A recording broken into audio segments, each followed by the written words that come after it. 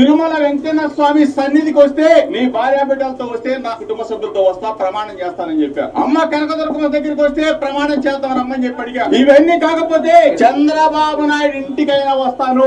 ఎంత మదం ఎంత అహంకారంతో మాట్లాడుతున్నాడంటే ఈయన కావాలని గతంలో నారా చంద్రబాబు నాయుడు గారి ఇంటి వద్దకు పోయినటువంటి విషయాన్ని గుర్తు చేసి మాట్లాడుతున్నాడు ఈ జోగి రమేష్. సరే కనీసం పడుకునే ముందరైనా బాగా ఆలోచన చేసి పడుకో. ఒక్కటే జగన్మోహన్ రెడ్డి గారు నిన్ను పరామర్శించడానికి వచ్చాడా? అంతెందుకు నీదింకా కల్తీ మద్యం పక్కన లిక్కర్ స్కామ్లో మిథున్ రెడ్డి చెవిరెడ్డి భాస్కర్ రెడ్డిని కూడా పరామర్శించడానికి జగన్మోహన్ రెడ్డి పోలేదంటే మీరు ఆల్రెడీ ఆ రొంపులో ఇరుక్కున్నారు. మీ దగ్గరికి కన్నా వస్తే ఆయన కూడా ఇరుక్కుంటాడు, డైరెక్ట్గా జైలు అని చెప్పి ఆయనకు ఒక క్లారిటీ ఉండాలి. ఆయనకున్నటువంటి క్లారిటీ నీకు నీ యొక్క నియోజకవర్గ ప్రజలకు లేదంటారా?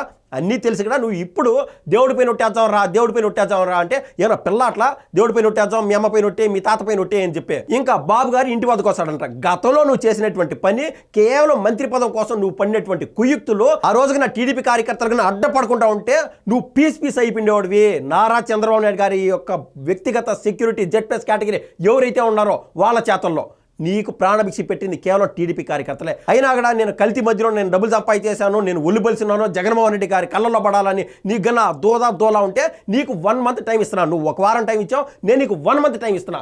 ఈ 1 మంత్ టైం లోపు నీకు చేతనైతే నువ్వు మొగోడివైతే మొనగాడివైతే నువ్వే నారా లోకేష్ గారి ఇల్లు లేకుంటే నారా చంద్రబాబు నాయుడు గారి ఇల్లు తగిలి ఒక ఫోటో పెట్టి చూద్దాం. అది చేత కాదు, నీది కేవలం డాబరమైన మాత్రం బాగుడు తప్ప మరొకటి కాదు.